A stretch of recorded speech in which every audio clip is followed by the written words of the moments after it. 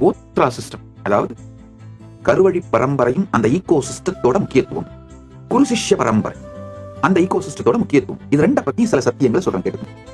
அதாவது Godhra system and குரு சிஷ்ய சம்பிரதாயம் இது ரெண்டுமே an advanced framework for cumulative hereditary and cultural specialization. நல்லா புரிஞ்சுக்கோங்க.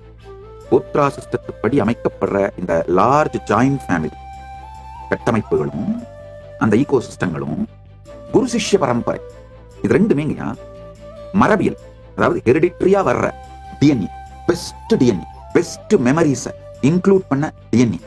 இதுவும் இந்த குரு சிஷ்ய பரம்பரை ஈகோ சிஸ்டம் கல்ச்சுரலா பெஸ்ட் மேனிஃபெஸ்டேஷன், இந்த டிஎன்ஏவை பெஸ்ட் மேனிஃபெஸ்ட் பண்றது. இந்த ரெண்டுத்துக்குமான அருமையான ஈகோ சிஸ்டமா தான் ரெண்டுமே இருந்திருக்கு. அதாவது பெஸ்ட் டிஎன்ஏவை இன்ஹெரிட் பண்றது மட்டும் போதாது, அதை மேனிஃபெஸ்ட் பண்றதுக்கு தேவையான ஈகோ சிஸ்டம் வேணும். அதான் இந்த குரு சிஷ்ய பரம்பரையோடு கூடிய குருகுலங்கள், மடாலயங்கள், ஆதீனங்கள், மொனாஸ்ட்ரிஸ்.